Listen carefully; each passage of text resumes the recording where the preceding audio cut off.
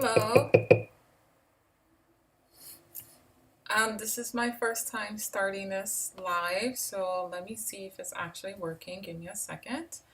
Besides that, I would like to say good afternoon. My name is Marlena, and I am live. It looks like I am actually live. Okay. Wow, it was easier than I thought. So today, as you can see in the title, we are going to discuss PTSD, and I will just go over a brief history, some of the characteristics that are involved in PTSD, and whether it looks like it's buffering, and what are the coping skills you need to use in order to reduce those symptoms. My phone rings once a year, and it will ring now. Sorry, my nose is itching. Maybe it's the nervousness. Um, I'm sure I have some documents and slides and articles on PTSD, but for some reason I could not find any. So, okay. Let's put on the smart glasses. It makes me feel so smart and intelligent.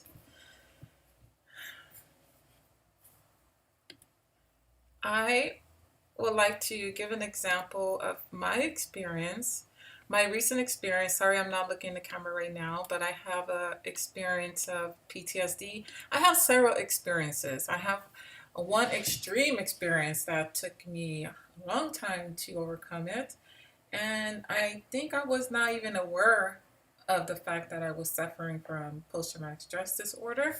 And there are three different features in that I can say category that's regarding or related to trauma. It's acute stress disorder, adjustment disorder, and then post-traumatic stress disorder. So what are the differences? So for one, acute stress disorder is something that lasts a couple of weeks, and it's like something that could happen. Like for example, there's a hurricane or a type of natural disaster that causes stress because you have to make a major adjustment in your life. Your car probably got swept away in a tornado, for example. But okay, nobody got hurt in this event. So you're kind of like after a few weeks, you're like over it. The only thing is that, hey, you're just waiting for your car insurance to either pay you out or you just get a rental car. And so, yeah, it could be a little stressful. But adjustment disorder is something that could take from several weeks up to several months. And what is an example of adjustment disorder? Adjustment disorder could be relocating to a new city, a new town, a new country, a new job, or even having like a different life change. So, and that can cause some kind of disruption in life, or just like getting used to the schedule could cause you to have different features that are interrupting your daily functioning. So what's the difference between that and post-traumatic stress disorder? Post-traumatic stress disorder has a lot more features, a lot more severe, I wouldn't say severe, but a lot more, how can I say, features that are difficult to make you function in life. That makes your life functioning very difficult. So let me pull some. Right now, I'm just talking like straight out of my memory, but I want to, pull something up so I can read for you. Oh my God, I'm getting like tongue tied. And why am I tongue tied? I don't know. It's probably easier if I'm having a conversation. So, as I discussed with you before, this is the Bible. This is used with many mental health professionals. So, for example, psychologists, psychotherapists, and psychiatrists, they use this Bible. And it is international as well. And there are different codes. So each diagnosis has a code. So, for example, if you see the numbers, can make it close enough. You know, let me close this screen. You know, I should pull some. I want to practice pulling up something while I'm live. So you have to be nice with me because this is my first streaming by myself. So you see these codes. So for example, opioid intoxication is code 292.89. So they want to make this international, and they call it ICD-10 code. That's what they refer to it as. But we refer to it as, I can't remember what we call it. But anyhow, so let's go to post-traumatic stress disorder. And so I can give an overview of that. And I know, while you're waiting for me to put that up, you can just enjoy the beautiful surroundings in the background. And so trauma and stress related disorder. So here it is. It starts at page 265, and that in particular is 271. Page 271.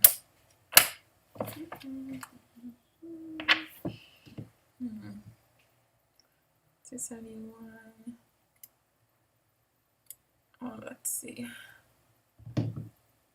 Okay, so let me read to you the criteria. So, for one, the following could be applied to adults, children, adolescents older than age 6. For children who are 6 and younger, they have a different criteria.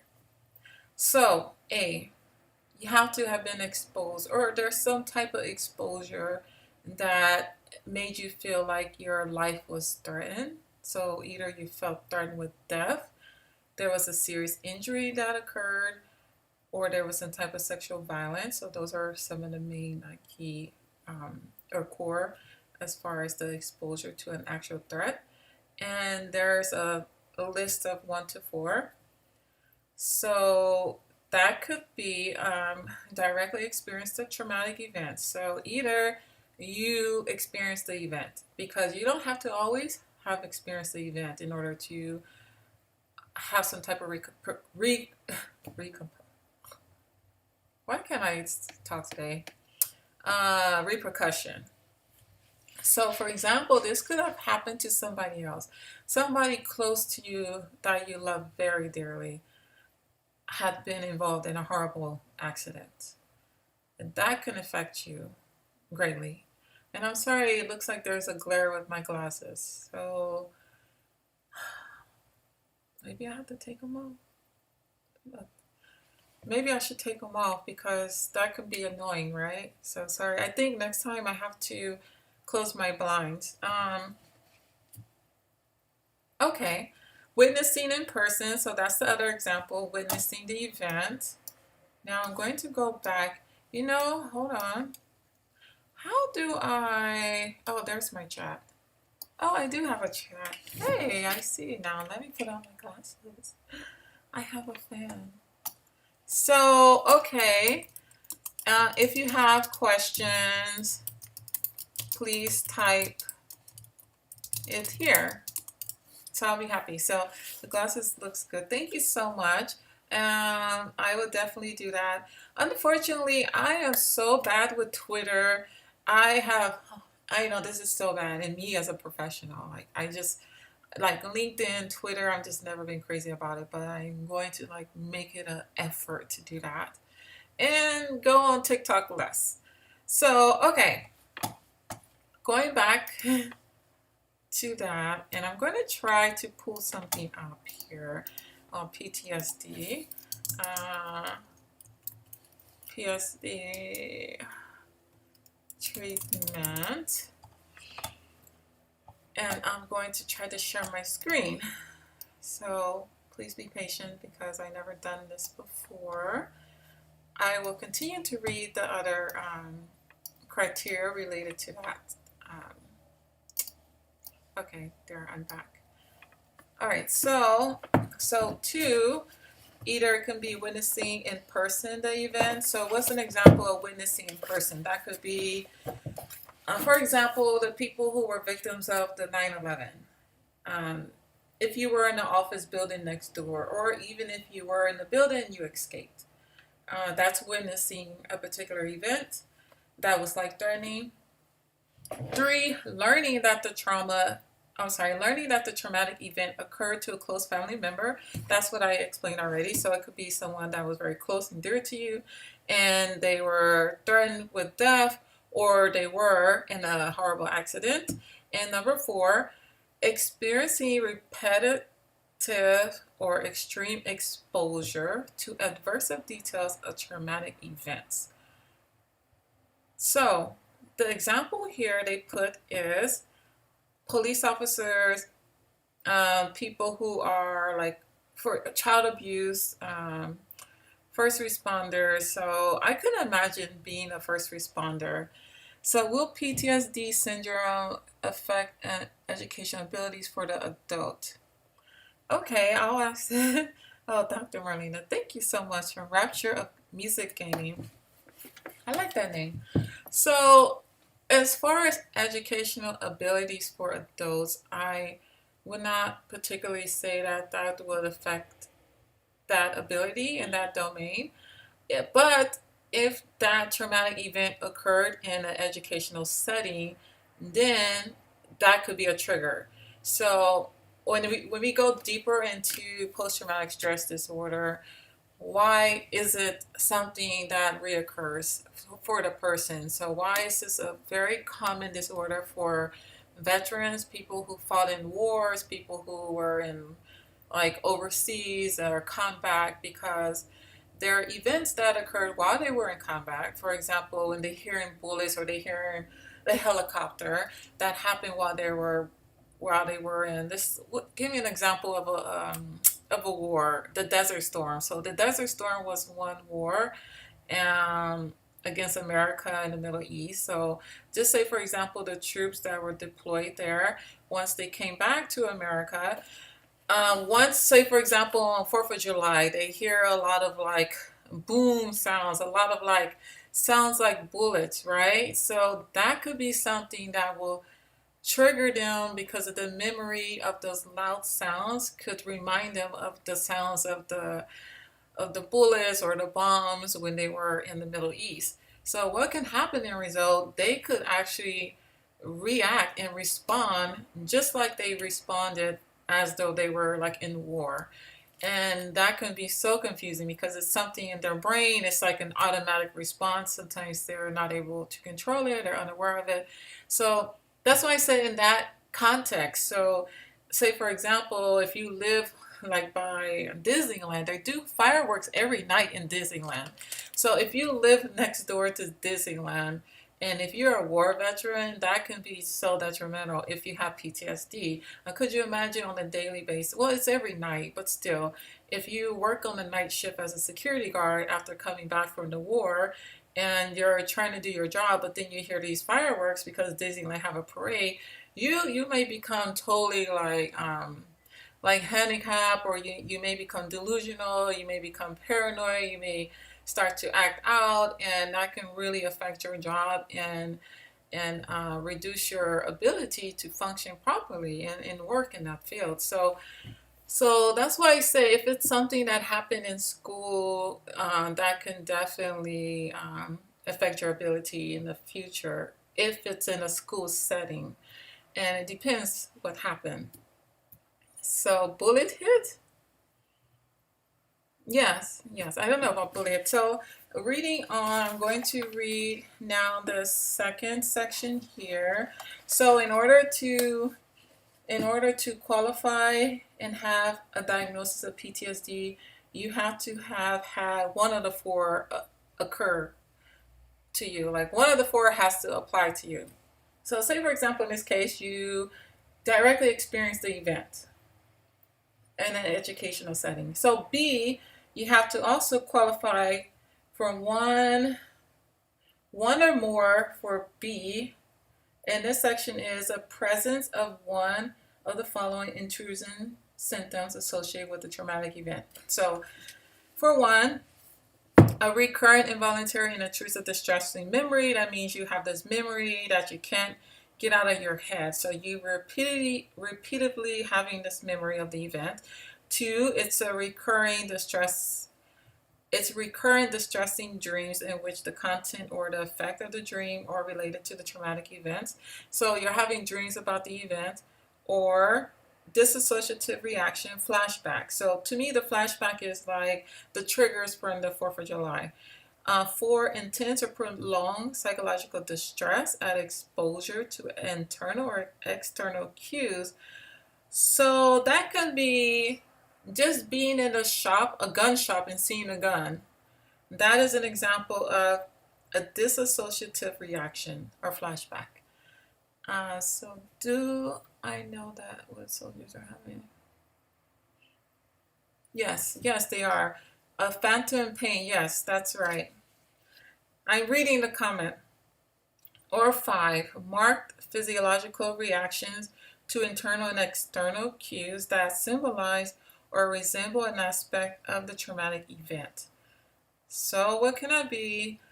If somebody had an injury on a particular part of their body, they're constantly having some type of reaction in that area where they're feeling like they're being like injured again. So I think in this case, it's quite easy for someone to qualify or to be diagnosed with post-traumatic stress disorder only if the most complicated part I would say is that you would have to have these symptoms for at least 6 months. So last but not least, there are 2 more sections. Oh my God, there are a lot of them, so I'm not going to read them.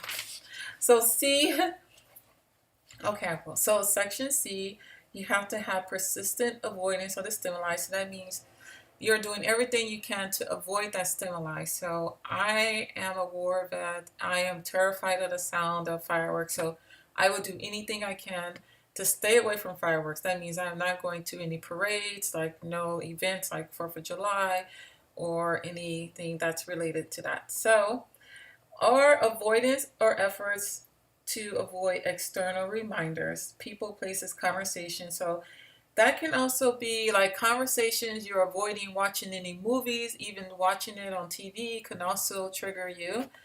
Yes, it's a huge book. So that's section C. So section D, negative alterations in cognition and mood associated with the traumatic event, beginning or worsening after the traumatic event occurred, as evidenced by 2 or more of the following. So now also you have to have 2 or more in section D. So in section D there are 7. So out of 7 you should have 1 that is like, if you really are suffering from it. So this is why it's so particular. Like you can't just be like, people loosely say things like that. Oh, I have PTSD or I'm triggered, and that's one thing I hear very often. And I think it shouldn't be a loosely term. It shouldn't be a loose term. So you see all the characteristics that you need in order to qualify. So in section D, you need 2 out of the 7. So the first one is the inability to remember an important aspect of the event, traumatic event, typically due to dissociative amnesia. What is dissociative amnesia? Because you're trying to disassociate from the event. So you cannot remember the particular details that happen. So that's one feature. I mean, there's more here, but I don't have to go in that. But and not to other factors. So it can be related because you're drinking. It has to be because you are avoiding it. It's not. I am triggered. Let me read this comment. I am triggered. The most common and senseless thing that people are wrongly. Yes, I hear it all the time in my group therapy, and I hate to bring it up because I don't know. It's kind of wrong, and I'm not saying that people are not triggered, but not just me, but other group members have have found it a bit annoying to hear people say they're always triggered because it's either that they're not trying to listen what the other person has to say, so they find a reason to leave the group. And it hasn't, well, it has happened. So many times while I'm doing my group session in therapy, and I've heard other people experience doing like online group sessions where someone will say, "Oh, I'm triggered," like, and they don't want the other person to talk about their experience, which I think isn't right. Everyone should have their fair share. So going back to criteria D, so 2, you have to have also have had one of the following. So persistent and exaggerated negative beliefs or expectations about oneself, others, or the world. For example, I am bad, no one can be trusted, the world is completely dangerous, my whole nervous system is permanently ruined. So that's the second one. The third one, persistent distorted cognition about the cause or consequences of the traumatic event that led the individual to blame himself or others. So event or events, it can be plural. So now 4 out of 7, but you only need 2 out of the 7. So number 4, either you have to have also persistent negative emotional states such as fear, horror, anger, guilt, or shame. And let me read the comment. They don't even understand what the, yeah, they sure do use it loosely. And I think it's just sometimes they just trying to get out the session. And I really want to push them to remain in the session, even though they're feeling triggered. Why? Because it's a form of exposure therapy. And that's exactly what it is. I don't even have to give you the definition of exposure therapy, but that's basically what that is. All right. By the way, I'm drinking lemon ginger tea. It's very good. Yeah, I put it in here, hot water, and I put a little cold in there. Okay, number 5, markedly diminish interest or participation in significant activities. 6, feelings of detachment or estrangement from others. 7, persistent inability to experience positive emotions, for example, inability to experience happiness, satisfaction, or loving feelings.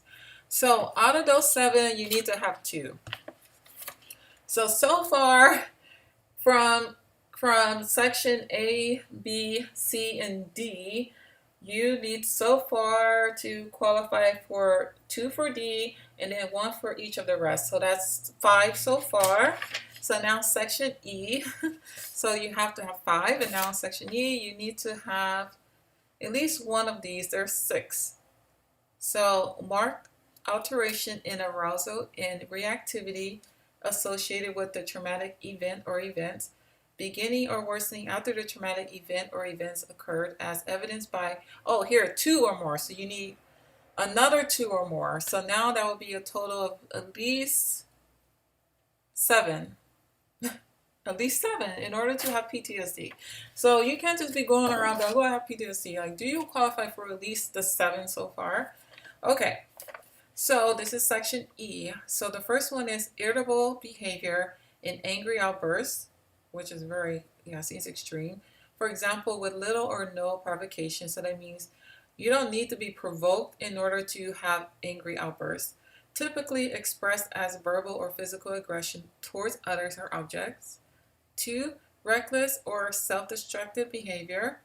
3, hypervigilance. 4, exaggerated startled response. That means like, you get scared really easily. 5, problems with concentration. And 6, sleep disturbance, such as difficulty falling or staying asleep or restless sleep. So this goes more, so during the duration of the disturbance for criteria B, C, D, and E is more than a month. So, no, it's supposed to be more. It should be 6 months or more. Hold on. More than a month. Okay. In G, the disturbance caused clinical significant distress or impairment in social occupation or other important areas of functioning. So this has to be severe enough to where it's causing disturbance in your life, like you can't go to work. So I have a comment here. People are feeling pressured when you trying to educate them on their symptoms.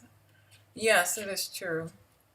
Sometimes it's denial or embarrassment, and it takes time. Like in my group, a lot of times I say on average it takes between 3 and 5 sessions before the person is like completely um what's the word? I can't think of the word. Where they're telling their story and it's not divulging. Why can't I think of the word? Um, oh my God! Hopefully it comes to me. Do I think that disturbance affects social integration all the time, or it depends on the person itself? What do you mean by social? I have a hard time saying that. Social integration. Do you mean that if they're having a hard time to integrate with society, is it hard for a person to become socialized after? Oh, that's a good question. It's possible. It's hard. Yes. Is it hard? Yes, it's definitely hard. It's very difficult. And in order to go back to your previous level of functioning, they will have to do a series of treatment and interventions. So it could be a combination of medication, psychotherapy, and using coping skills such as cognitive behavioral therapy. So you learn certain skills to help you function in life. So if they're able to do those things, but it can take months or years in order for them to be able to be effective in life again, but only if they are very consistent with their intervention. So, and that's one problem I see a lot with patients who are repeatedly getting treatment. They do not necessarily want to put in all the work. So, for example, you cannot always expect that a medication alone is going to do the job. Yes, medication helps, but still, you have to also put in the footwork and the leg work, right? So, yes. Yeah, it is scary because some people could never recover and be how they used to be. So disclose. So that's the word I was looking for, disclose. So in my group therapy, I think on average it takes between 3 and 5 sessions before they start to disclose details about their lives because they're around just among strangers and they're telling the most intimate details of their lives, and sometimes it's embarrassing or they feel like they've been stigmatized, so it's hard for them. But the good thing is that eventually they do. They eventually just let it out and they don't care. In the beginnings, they're very like quiet and they're just like, don't want to open their mouth. But it's amazing how the process, the group process, how I see the manifestation and how people are growing. So, okay. Have you had that experience with children, maybe age 6 to 12 years old? I worked with children during my internship. I worked for a program who was serving victims of crime. And so, with victims of crime, especially, a lot of the clients were suffering from post traumatic stress disorder and adjustment disorder because there were some changes in the house due to an event such as a domestic dispute or domestic violence. Social services were involved. I had one where the child was removed from the home and had to live with the grandma because the mom hit the son, and they found out at the school because the son had an injury and the teacher reported it. And in that case, it was like so traumatizing because the son was not happy with the changes he had, living somewhere different. And it was just like, she didn't feel that he had that care. Like they weren't there for him. They weren't like taking care of him as much as she was. So he started to become traumatized, and in that sense, based of being detached from his mom and having to leave his home, and also having a whole new like routine. And he was like, I forgot his age, but he was probably I don't know, 12 years. He was probably 12 years old or something like that. Like an adolescent, but not more than like 13 for sure. So yes, in that case, I've seen that also with adults who had like domestic violence situations. So yes, that definitely could happen with children. So that's a very common and sad example. I know it's very terrible.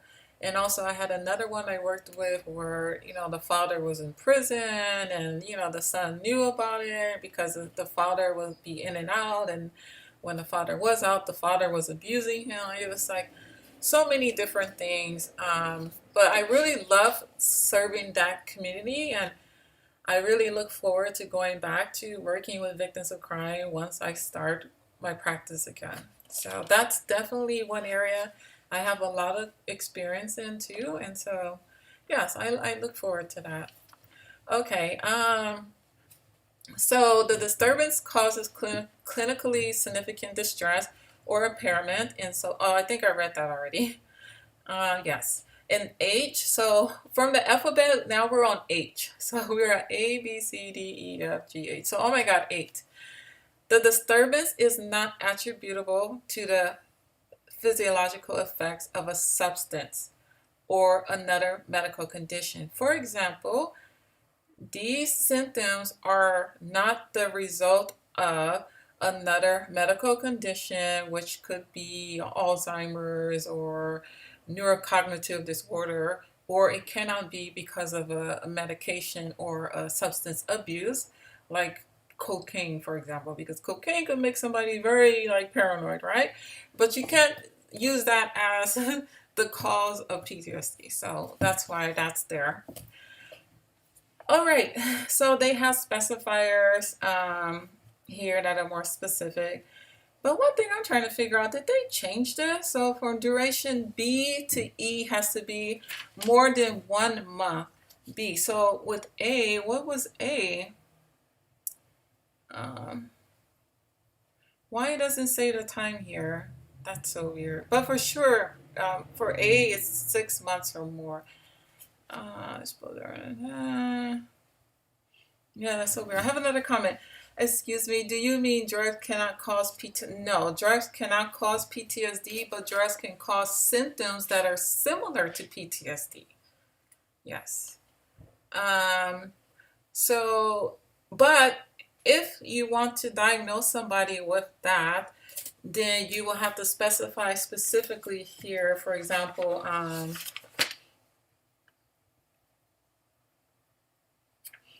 not here, but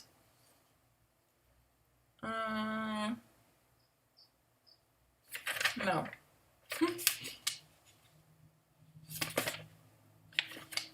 You will have to, for example, instead diagnose them with a substance abuse disorder, and it can be with psychotic features, for example. So it's very specific how you would diagnose somebody who has symptoms like PTSD. So, for example, so that would be, so people, I'm reading the comments, so people who do drugs or having different types of phobia, interesting.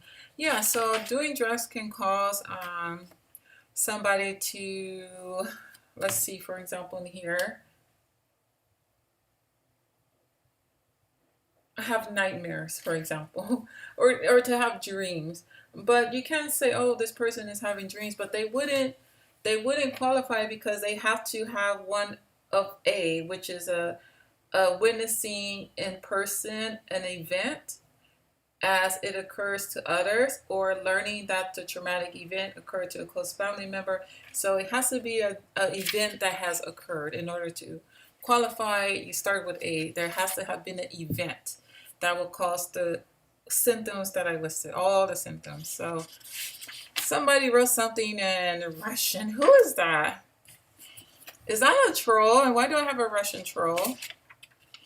VYN. So I'm sorry, I do barely know anything about topic, but this is very interesting. Thank you, I'm so glad. So, okay, I have another person here. Who is gaming? I guess ban? What does it mean, I guess ban? This is not a coincidence. How is this a robot? This is not a coincidence, I don't think. How is that a coincidence? Okay. So I'm going to try to share some treatment. I'm going to try to share my screen. So give me a second. Let me figure out how this works.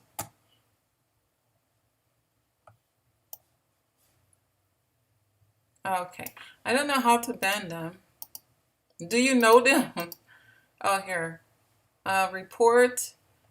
How do I ban them? I could report, I could remove, and I can put them in timeout. Well, which one should I do?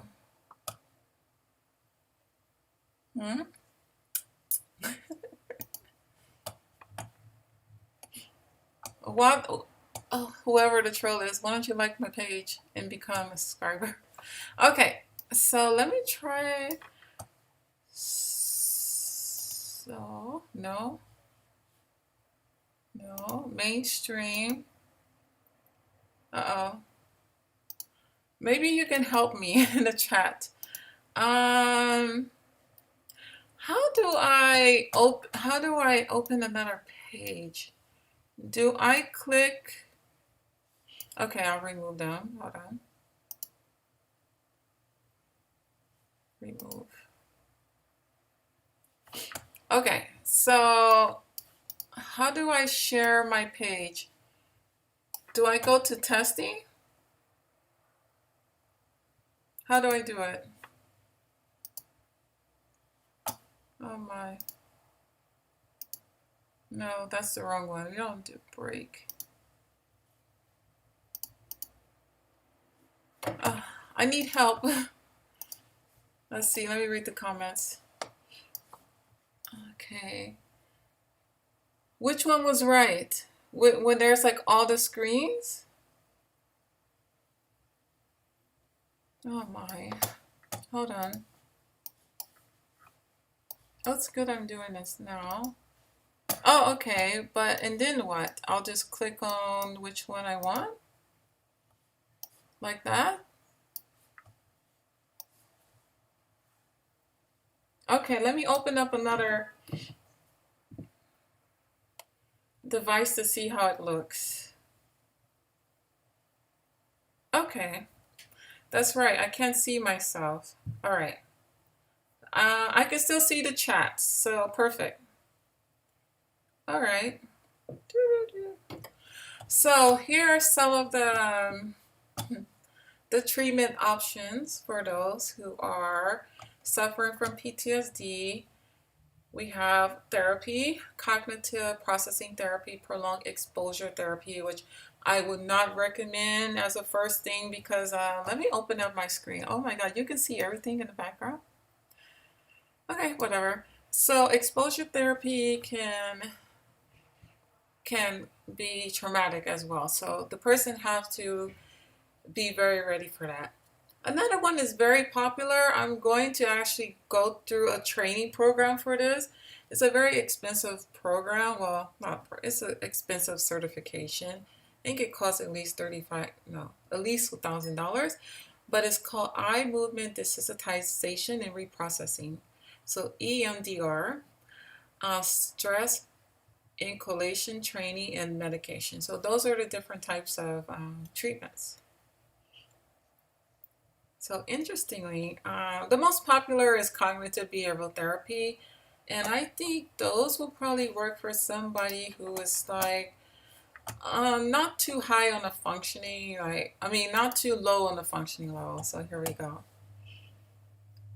So, cognitive processing therapy, first you need to become aware of your feelings, learn about your PTSD symptoms, learn skills to challenge the thoughts, and then learn how to change post traumatic beliefs.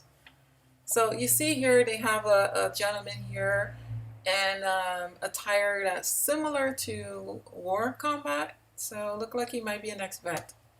Okay, so I wanted to just test that screen out. So, let me go back to my main stream. So was that cool? Yeah. Okay.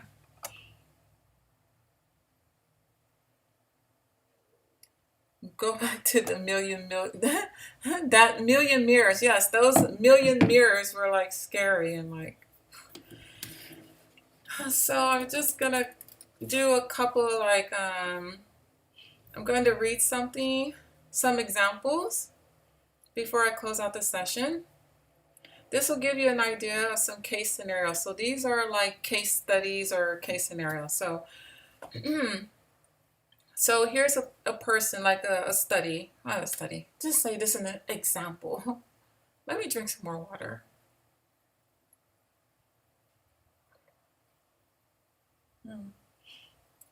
But do you know what that robot was? Huh? Okay. I've been talking so far for how long? I don't know. Okay, so in the weeks following the terrorist attacks that destroyed the World Trade Center, a 43-year-old firefighter who helped in the rescue effort is in a state of shock. He can't sleep at night, and during the day, he is preoccupied with horrific images. As time passes, he's reassigned to another part of the city, and his distress abates somewhat. His memory of the events fades. When he tries to remember certain details, they are vague or seemingly forgotten. But even after several months, he still has trouble falling asleep and is often awakened by nightmares about the attack.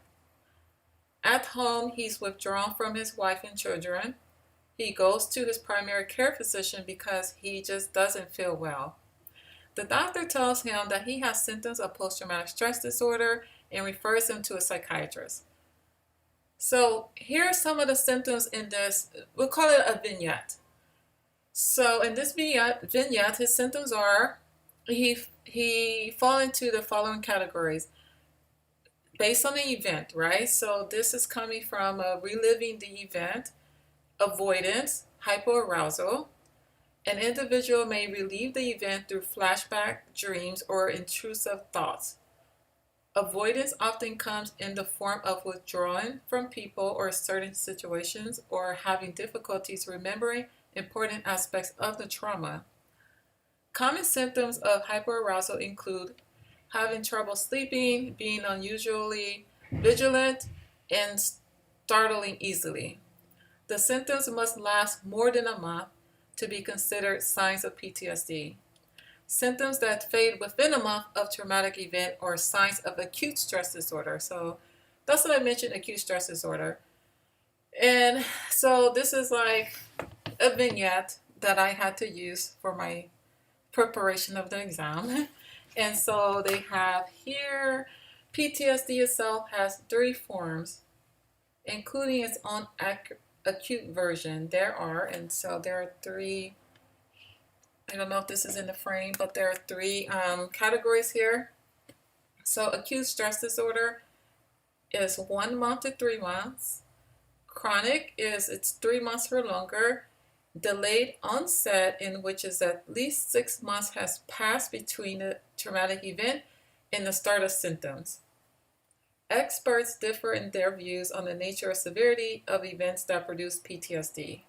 Some argue that the events responsible must be extreme, such as being raped or witnessing murder, while others say that the more ordinary frightening events, such as a car accident, which I have also an experience of having PTSD after a car accident.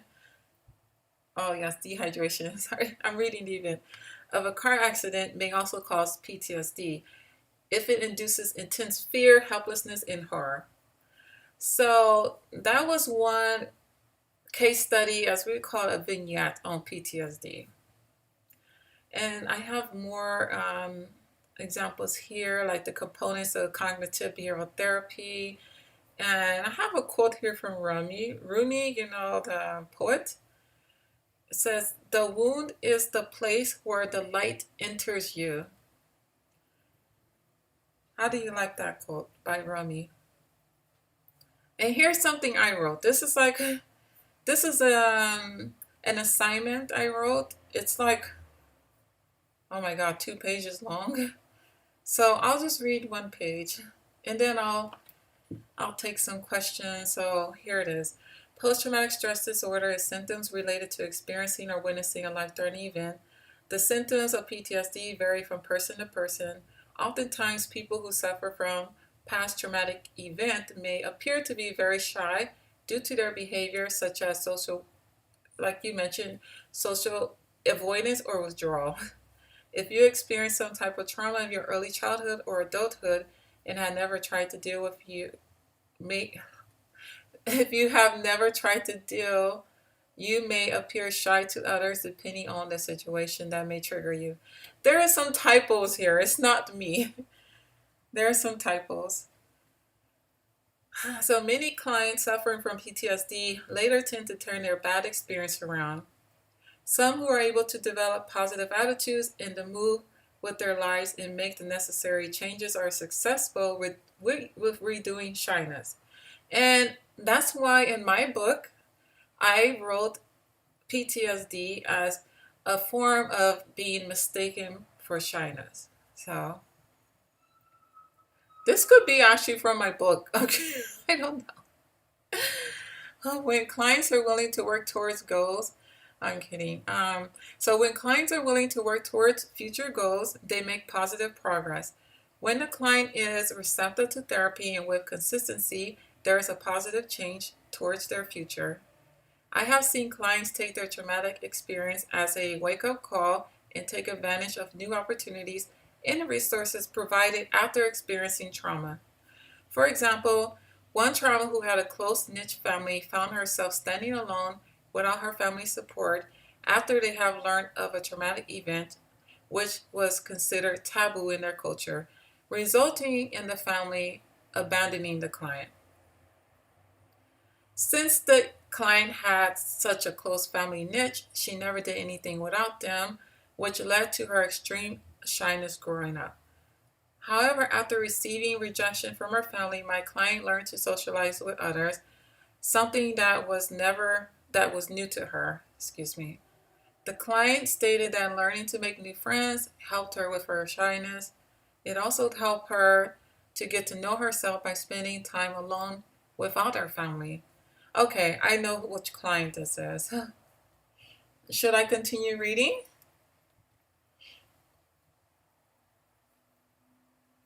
Additionally, she found herself becoming more social and started to take on new challenges such as returning to school and sewing in her spare time. Hopefully, you did not have to experience any trauma. However, if trauma is adding to you being shy, learn coping skills to relax you, such as listening to music. Yeah, this could be part of what I use for my book. So avoidance is a common mechanism for processing trauma-related information. This client was fortunate after a few months to be able to re-enter society. The trials and tribulations my client had to go through only strengthened her shyness. If you are shy and you feel you have PTSD, coping skills can help manage stressors and reinvent the self. Evidence-based interventions have involved a combination of exposure, such as learning about how a traumatic event has affected you, and working with a therapist to learn positive new ways of thinking, also known as cognitive restructuring. And lastly, if a PTSD or a past trauma is contributing to your shyness and causing you to avoid interacting with others, think of ways to work through it. List friends and family members who you can ask them to join in on some of your relaxing skills, such as going for walks, or joining a yoga class. Lastly, learn new relaxation techniques you can add to your daily schedule, such as listening to music that puts you in a relaxed mood and meditating in the mornings before leaving the house. So, yes, that is more likely to be a topic in my book, and I have this in my documents. So I just found something on PTSD, and I have this. I'm like, that sounds familiar. So that is a good example. And also, I read a vignette of a case study of somebody suffering from PTSD. So yeah, I have just couple of minutes before closing out. I wish next time I want to show a video, but I'm kind of, I want to be careful with showing videos because I don't want to get a strike, or I don't want anything bad to happen to my channel. But this is something definitely, at least every week, I want to come to you with a topic, and I am open to suggestions of new topics. And I will definitely follow back on PTSD because this was just a basic introduction, and I want to go more deeper into cases and people who actually experienced it. So for example, I want to like reference a documentary of somebody, and the best thing is to show how that person overcame that disorder. So yeah, copyright claims. So I was really rushing this video. I'm sorry because I have to leave for work soon. Oh my god. Actually, I should get ready now because it's gonna be a little traffic, and I want to be there early. And I haven't thought of a topic for my group yet today. Oh my god. Oh my god. So I want to thank you. Thank you for joining in. Thank you for listening. Please don't forget to like, share, and subscribe to my channel. And I look forward to giving more in the future. Yeah. Yeah, I hope it was good. And even though I was rushing, I hope it didn't sound too rushed. When I'm rushing, I start getting tongue-tied, like blah. So thank you again. So this is again Marlena. I am your host, and till next time. Ciao. Oh, let me say goodbye.